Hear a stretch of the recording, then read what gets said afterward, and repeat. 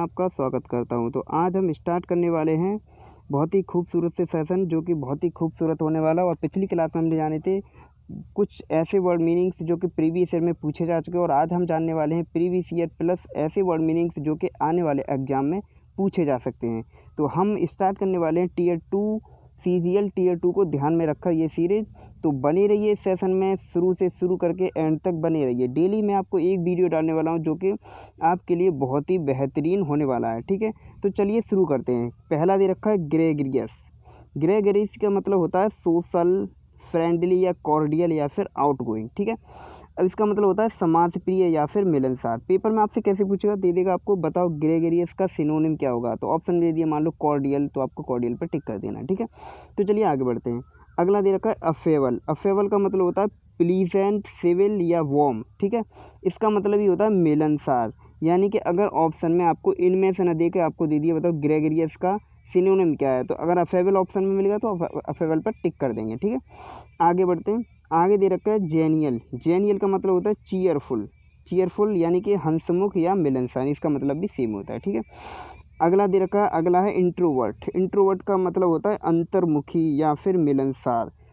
ठीक है, यानी कि ये एक होता है हंसमुख और एक होता है इंट्रोवर्ट। ये एक इसका विलोम होगा, यानी कि ग्रेगरियस का विलोम शब्द की हम बात करें तो ग्रेगरियस का एंटोनिम जैसे बोलते हैं वो होता है इंट्रोवर्ट। ठीक है, अगला है उर्वैन। उर्वैन का मतलब होता है सोफिस्टिकेटेड, एलिगेंट। इसका मतलब होता है सभ्य, भला या फिर सीलवान। ठीक है, उर्वैन जैसे बोलते हैं ना लोग, जैसे उर्वैन यानी कि ये सोफिस्टिकेटेड है, यानी कि सभ्य आदमी है, सोफिस्टिकेटेड पर्सन। ठीक है, अगला दे रखा है तुम्हारा ट्रेमुलस। ट्रेमुलस का मतलब होता है सेकी या फिर एफ्लटर या फिर ट्रेम्बली, यानी कांपता हुआ या डरपोक।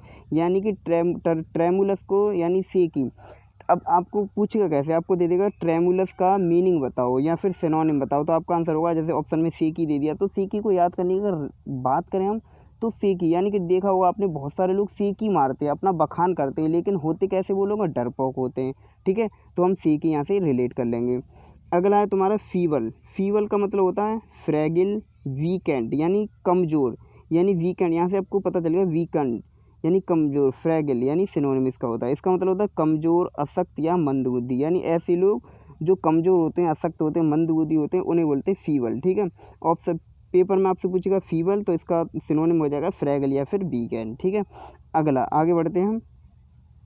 आगे दे रखा है, अगला दे रखा है फ्रगल। फ्रगल का मतलब होता है केयरफुल, प्रूडेंट या पर्सिमोनियस। ठीक है, यानी कि मितव्ययी, सादा। ऐसे लोग जो सादा होते हैं, मितव्ययी होते हैं, उन्हें बोलते हैं फ्रगल। ठीक है, यानी केयरफुल, यानी केयरफुल भी बोलते हैं। यानी फ्रगल का मीनिंग की हम बात करें, सिनोनिम की बात करें तो केयरफुल या प्रूडेंट या पर्सिमोनियस। ठीक है, अगला दे रखा है स्टेबल। स्टेबल से पता क्या चल रहा है, स्टेबल मतलब हमने बचपन में पढ़ा था, स्टेबल का मतलब अस्तबल होता है, यानी कि रिलायबल, परमानेंट। ठीक है, यानी अस्तबल या घुड़साल। अब रिलायबल या परमानेंट इसे क्यों क्या कहा गया, यानी कि ऐसी जगह जो एक यानी पर्टिकुलर पर्सन के लिए बनी हो, तो उसे हम परमानेंट बोलते हैं, यानी परमानेंट। अब अस्तबल में घोड़े क्या होते हैं, परमानेंट रहते हैं, इसलिए हमने उसे यानी उसे इससे रिलेट किया, तो इसका सिनोनिम निकला परमानेंट। ठीक है, अगला बढ़ते हैं, आगे है वाइटल। वाइटल का मतलब होता है महत्वपूर्ण, यानी कि इसेंशियल, क्रिटिकल या फंडामेंटल।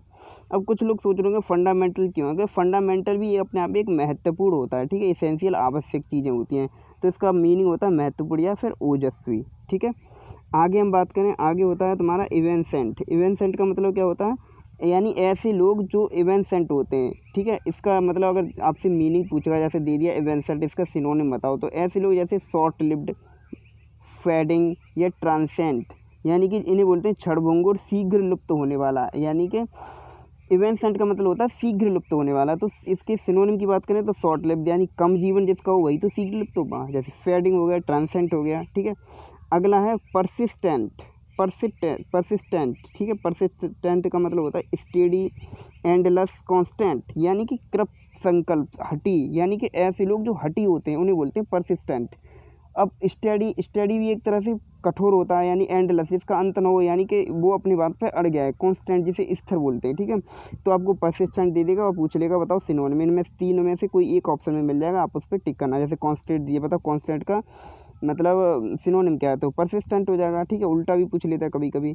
अगला है फ्लीटिंग। फ्लीटिंग को हम ध्यान में रखना है, ये इसका मतलब होता है सडन या फेडिंग। सडन का मतलब होता है क्षणिक, अस्थायी या लोपनीय, यानी फ्लीटिंग इस ऐसे लोगों को बोलते हैं जो सडन यानी क्षणिक होते हैं, अस्थायी होते हैं, यानी लोपनीय बोलते हैं। ठीक है। अगला है इरेटिक। इरेटिक का मतलब होता है यूजुअल, प्लेंटरी या फिर वाइल्ड। इसका मतलब होता है अस्थिर या अनियमित, यानी कि प्लेंटरी अनियमित। इरेटिक का मतलब यूजुअल, प्लेंटरी, वाइल्ड। इसका मतलब होता है अस्थिर, अनियमित। आपको मेरे साथ साथ बोलना है, जिससे अगर मेरे साथ साथ बोलोगे तो जितना बोलोगे उतनी जल्दी याद होने वाला है। बहुत सारे बच्चों के मन में ये डाउट होता है सर वोकैब याद नहीं होती, तो याद करने का हमारे पास तरीका क्या है पता है? कुछ लोग रिलेट करते हैं कि सब पेपर रिलेट करके बताइए। यार रिलेट करके इतना रिलेट वाला इतना ध्यान रखो, डायरेक्ट ही याद रख सकते हो आप। पेपर में कोई रिलेट वाला याद नहीं आता। ठीक है। आपको क्या करना है कि वीडियो को बार बार देखना है। आप अपने कान में ईयरफोन लगाइए, बात को सुनते जाइए और आप दोहराते जाइए। एक बार में वोकैबुलरी याद नहीं होती। वोकैबुलरी डे बाय डे, धीरे धीरे धीरे धीरे रिवीजन, प्रैक्टिस से। और कभी याद करने की कोशिश मत करा करो वोकैबुलरी की। याद करने से क्या होगा, अगर आज आप रट्टा मार लो 20 बार 30 बार पढ़ा, 2 दिन बाद क्या होगा, भूल जाओगे। आपको क्या बनाना है कि एक टाइम निकालना है, पर्टिकुलर टाइम, कि मुझे सुबह उठकर एक 4 मिनट 5 मिनट 6 मिनट की वीडियो बनाता हूँ मैं, तो 5 मिनट 6 मिनट की वीडियो मतलब आपको देखना है डेली। ठीक है। या फिर जो लिखे हुए शब्द हैं इनकी मैं PDF भी डलवा दूँगा टेलीग्राम चैनल पर। ठीक है। वहाँ से आप ज्वाइन कर सकते हैं कुलदीप राजपूत के नाम से। ठीक है। तो इन सारी चीज़ों को आपको बार बार देखना है। जितना बार बार देखो आपको याद नहीं करना, बस एक बार नज़रों से निकालना है, क्योंकि नज़रों से जो चीज़ निकल जाती है कभी ना कभी सामने आ ही जाती है। ठीक है। तो चलिए आगे बढ़ते हैं। आगे हम बात करेंगे वन वर्ड सब्स्टिट्यूशन, यानी कि मैंने ये सीरीज़ शुरू की है तो इसमें क्या करेंगे 10 से 15 वोकैब लेंगे हम डेली, और 5 से 10 यानी कभी इडियम फ्रेज ले लिए, कभी वन वर्ड ले लिए। ठीक है। तो इस तरह हम आगे बढ़ेंगे। तो ठीक है, आगे बढ़ते हैं। चलिए, तो ये दे रखा है पहला वन वर्ड है फियर ऑफ टेस्ट, यानी कि ऐसी। फियर ऑफ टेस्ट का मतलब क्या है? फियर ऑफ टेस्ट मतलब जो स्वाद से डरते हैं, ऐसे लोगों को क्या क्या बोला जाता है? तो इन्हें बोलते हैं ग्योमाफोबिया।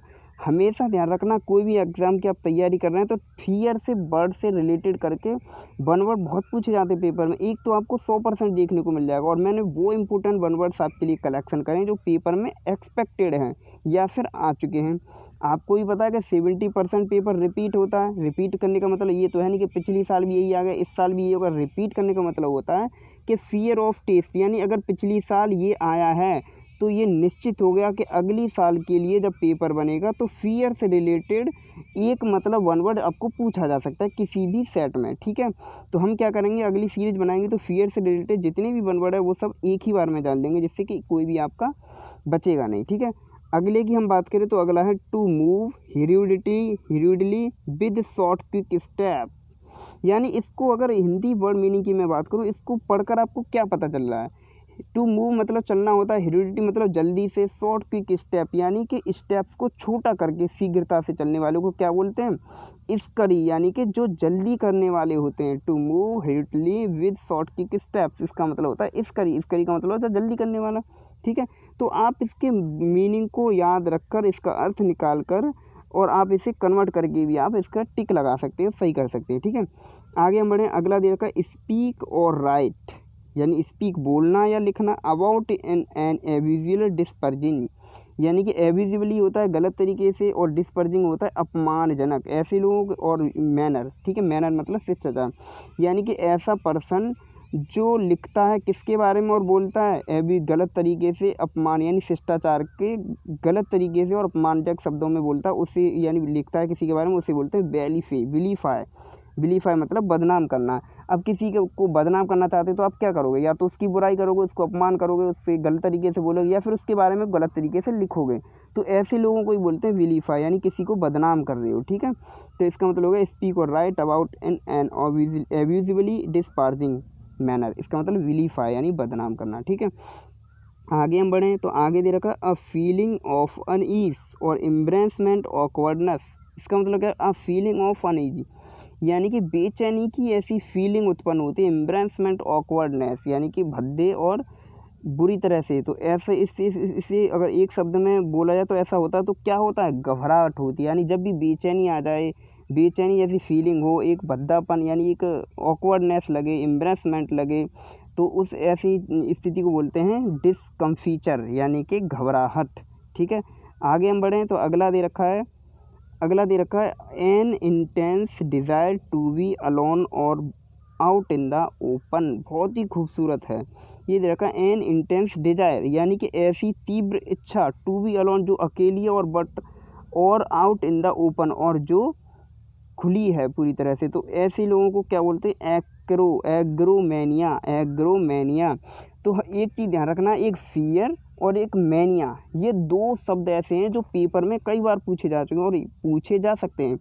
तो इन पर एक अलग वीडियो बनाएंगे। उसमें क्या होगा कि फियर से जितने भी वन वर्ड बन सकते हैं उनको एक वीडियो में जान लेंगे, मैनिया से जितने वर्ड बन सकते हैं उनको एक वीडियो में जान लेंगे। इसी प्रकार हम ये सीरीज़ चलाते रहेंगे। और मैं आपको बता रहा हूँ 1 महीने, 2 महीने, 3 महीने, 4 महीने के बाद आप देखना पेपर से पहले आपकी वोकेबलरी में क्या इम्प्रूवमेंट होता है।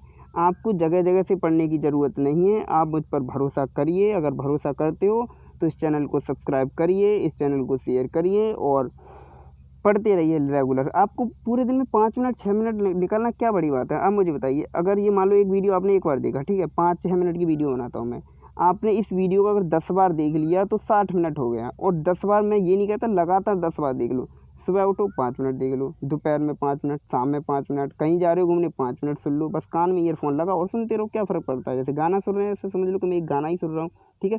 इससे क्या होगा कि एक रेगुलरिटी बन जाएगी, जो चीज़ें कान में बार बार गूंजेंगी वो दिमाग में छप जाएंगी, समझ रहे हो। तो इसलिए दिमाग में छपाने के लिए ये सारी चीज़ों को हमें क्या करना है कि इन्हें बार बार सुनना है, बार बार सुनना है, बार बार पढ़ना है। क्योंकि एक बार पढ़ने से या एक दिन में 10-20 बार पढ़ने से कुछ नहीं होने वाला। एक चीज़ को हर दिन में देखेंगे देखेंगे देखेंगे तो वो चीज़ दिमाग में छप जाएगी। जब दिमाग में छप जाएगी तो पेपर में भी छाप देंगे, और पेपर में छाप देंगे तो सिलेक्शन हो जाएगा बड़े आराम से, ठीक है। तो चलिए, बातें बहुत हो गई और मुझे लगता है आप इस लॉकडाउन का भलीभांति पालन कर रहे होंगे, अपने घर में रहकर देश की सेवा कर रहे होंगे। बहुत सारे, जब मैं पढ़ाता था ना ऑफलाइन में, तो छोटे छोटे बच्चों को पढ़ाता था पहले मैं। जैसे मान लो कि 5 से लेकर 8 तक के, 9 तक के, 10 तक के बच्चों को, तो बोलते थे सर ये बताइए कि हम अपनी देश की सेवा करना चाहते हैं तो हम क्या करें। जैसे मैं इंट्रेक्स क्लास देता हूँ हर सैटरडे को, तो मैंने उन बच्चों से बोला कि अगर आप देश की सेवा करना चाहते हैं तो कोई एक छोटा काम ऐसा कर दीजिए जिससे कि कुछ बचत हो जाए। जैसे मान लो एक 5 साल की लड़की ने पूछा मुझसे, 6 साल की लड़की, कि सर मुझे आप एक बात बताइए कि मैं अपने देश की सेवा करना चाहता हूँ तो मैं क्या करूँ। तो मैंने उससे बोला कि आप अगर देश की सेवा करना चाहती हैं तो आप कुछ मत करिए। अगर आपके घर में कोई फालतू में कोई बिजली का बल्ब जल रहा है तो आप उसे बंद कर दीजिए, बस हो गई देश की सेवा। और आज आज हमें वही मौका मिला है फिर से, यानी अपने देश की सेवा करने का एक मौका दिया है प्रकृति ने हमें, और इस मौके को अच्छे से बनाना है।